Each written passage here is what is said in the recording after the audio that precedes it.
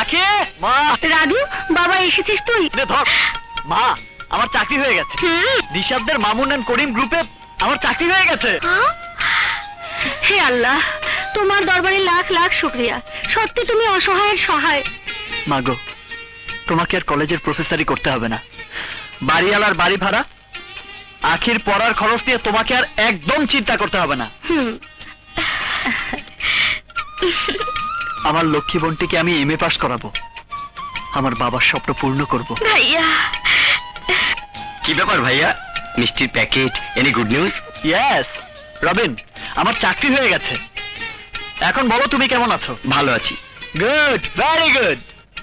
এবার তোমার একটা চাকরি হয়ে গেলেই আমার লক্ষ্মী বোনটিকে তোমার হাতে তুলে দেব। এখানে দাঁড়িয়ে কথা বলবি না ঘরে যাবি? হ্যাঁ চলো মা। চল ঘরে চল। চলো।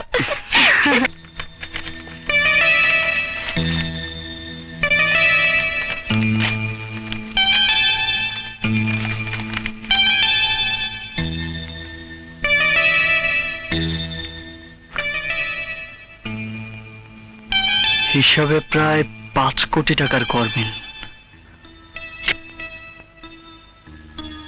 চিফ অ্যাকাউন্টেন্ট সাহেব, আমার চেম্বারে একটু আসুন।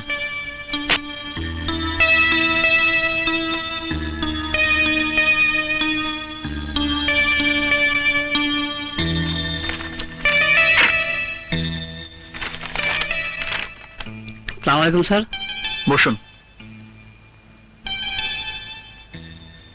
এই দেখুন, বিভিন্ন সময় কোম্পানি ব্যাংক থেকে প্রায় 5 কোটি টাকা নগদ তুলেছে, কিন্তু টাকাগুলো কোন খাতে খরচ হয়েছে লেজার বুকে তার কোনো হিসাব নেই। স্যার, এই টাকা ব্যয়ের ব্যাপারে এমডি বক্স সাহেবই বলতে পারবেন। চিফ অ্যাকাউন্টেন্ট হয়ে আপনি বলতে পারছেন না? এই কোম্পানিতে চাকরি করছেন কেন? যান, এমডি সাহেবকে গিয়ে বলুন আমি 5 কোটি টাকার হিসাব চেয়েছি। Okay sir, thank you sir. What? সামান্য একটা কর্মচারী আসতে না আসতেই আমার কাছে টাকার হিসাব চেয়েছে? Yes sir. ঠিক আছে, আপনি যান, আমি দেখছি।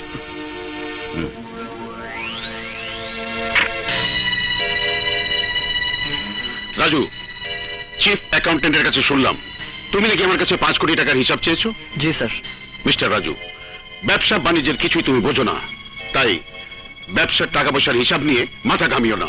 কিন্তু স্যার, এতগুলো টাকা?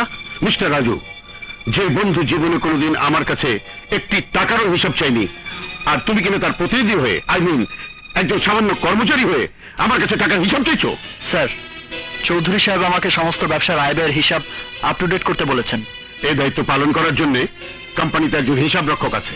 সেটা আমি জানি, তাই আপনার বন্ধু চৌধুরী সাহেবের প্রতিনিধি হয়ে সমস্ত ব্যবসার হিসাব অডিট করার অধিকার আমার আছে। রাজু, মামুন চৌধুরীর সাথে দীর্ঘদিন ধরে তিলে তিলে যে বিশ্বাসের প্রাসাদ আমি গড়ে তুলেছি, আমি আশা করব সেই প্রাসাদে চির ধরার চেষ্টা তুমি করবে না। ওয়েল স্যার, ওয়েল, বিশ্বাসের প্রাসাদ যে গড়ে তোলে তাকেই কিন্তু রক্ষা করতে হয়। আর প্রাসাদের ভিত যদি শক্ত হয় তাহলে সেই প্রাসাদের চির ধরা তো দূরের কথা, দেয়ালেও আঁচল লাগতে পারে না। মামুন এন্ড করিম গ্রুপের ভিত অনেক শক্ত, তুমি এখানে ঢিল ছুটতে চেষ্টা করো না, সেই ঢিল তোমার গায়ে লাগবে। আপনি আমাকে ভয় দেখাচ্ছেন?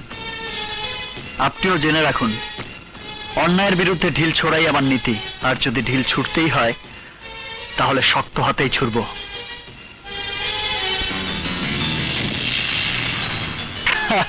এখন বলুন ম্যাডাম, কি ডিউটি পালন করতে হবে? রাজু, আমি আগামীকাল মর্নিং ফ্লাইটে আমেরিকা চলে যাচ্ছি।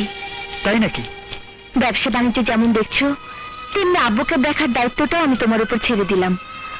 কি হলো রাজু, এমন মন খারাপ করে থাকলে চলবে? তুমি দেখো, বিদেশ থেকে ফিরে এসে আমি তোমার বউ হব। লক্ষ্মী বউ।